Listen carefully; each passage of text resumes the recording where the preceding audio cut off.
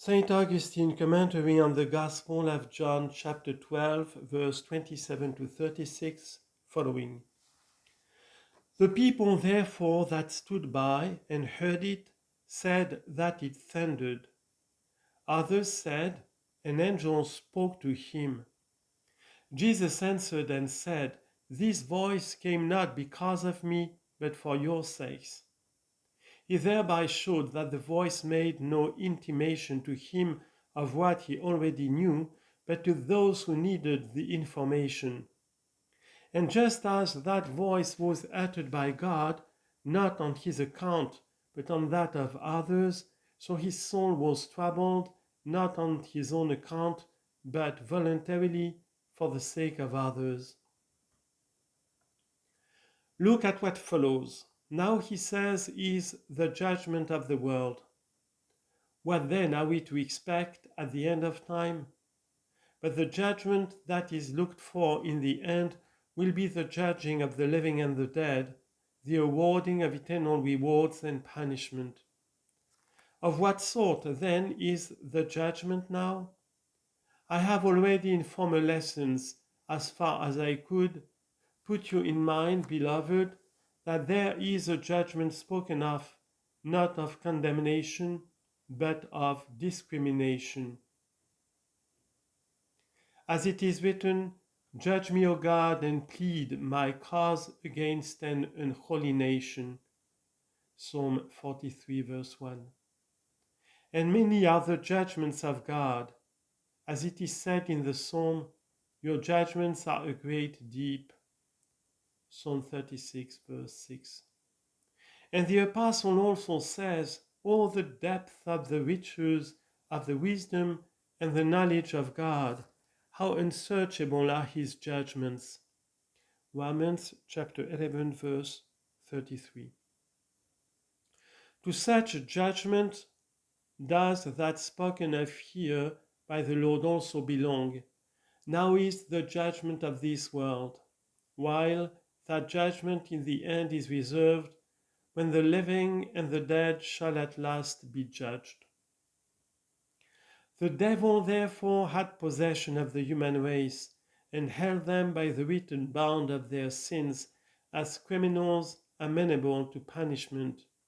He ruled in the hearts of unbelievers, and deceiving and enslaving them, seduced them to forsake the Creator and give worship to the creature, but by faith in Christ, which was confirmed by his death and resurrection, and by his blood, which was shed for the remission of sins, thousands of believers are delivered from the dominion of the devil, are united to the body of Christ, and under this great head are made by his one Spirit to spring up into new life as his faithful members. This it was that he called the judgment, this righteous separation, this expulsion of the devil from his own redeemed.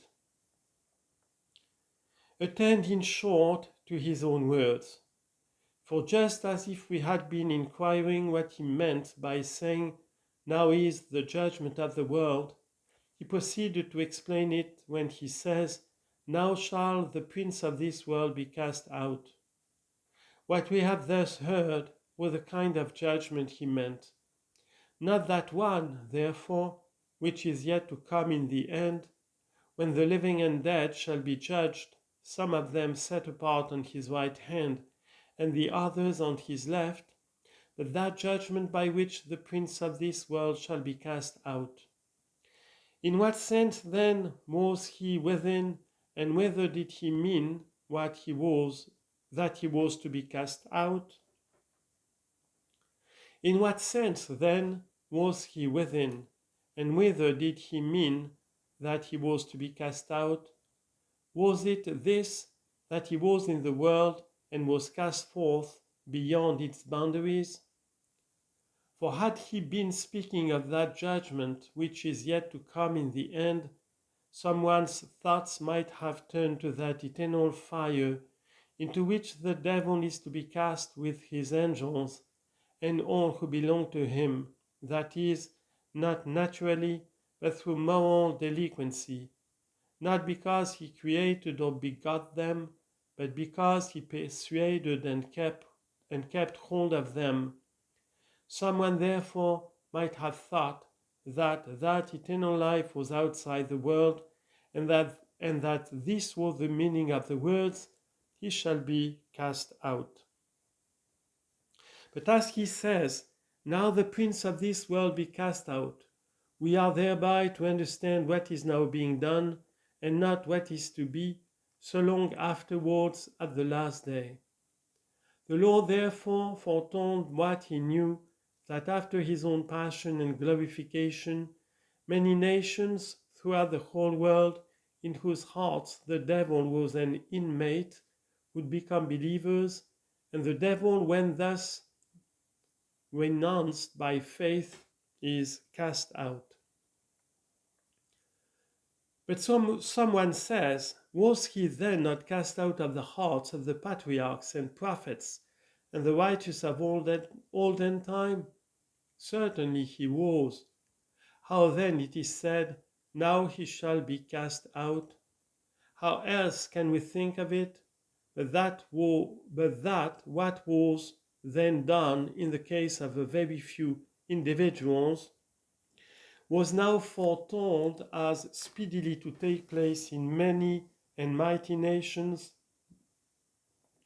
just as also that other saying, "For the Spirit was not yet given, because that Jesus was not yet glorified." Chapter 7, verse 39. May suggest a similar inquiry and find a similar solution. For it was not without the Holy Spirit that the prophets predicted the events of the future, nor was it so that the aged Simeon and the widowed Anna knew by the Holy Spirit the infant Lord, and that Zechariah and Elizabeth uttered by the Holy Spirit so many predictions concerning him when he was not yet born, but only conceived. Luke chapter 1, verse 41 to 45 and 67 to 69. But the Spirit was not given, that is, with that abundance of spiritual grace which enabled those assembled together to speak in every language. Acts chapter 2, verse 4 to 6. And thus announced beforehand in the language of every nation at the church of the future. And so by this spiritual grace it was that nations were gathered into congregations, sins were pardoned far and wide, and thousands of thousands were reconciled unto God. But then says someone, since the devil is thus cast out of the hearts of believers, does he now tempt none of the faithful? Nay, verily, he does not cease to tempt. But it is one thing to reign within, another to assail from without. For in like manner the best fortified city is sometimes attacked by an enemy without being taken. And if some of his arrows are discharged and reach us, the apostle reminds us how to render them harmless when he speaks of the breastplate and the shield of faith. 1 Thessalonians chapter 5, verse 8. And if he sometimes wounds us, we have the remedy at hand.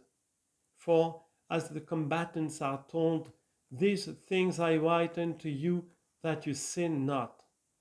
So those who are wounded have the second to listen to, and if any man sin, we have an advocate with the Father, Jesus Christ the righteous, and he is the propitiation for our sins. 1 John chapter 2, verse 1 and 2. And what do we pray for when we say, "Forgive us our debts," but for the healing of our wounds? And what else do we ask when we say, "Lead us not into temptation"? But that he who thus lies in wait for us or assails us from without may fail on every side to effect an entrance and be unable to overcome us either by fraud or force.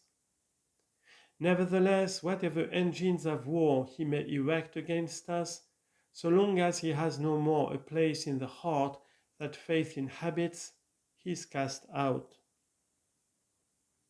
But except the Lord keep the city, the watchman wakes but in vain. Psalm 127, verse 1. Presume not, therefore, about yourselves, if you would not have the devil, who has once been cast out, to be recalled within.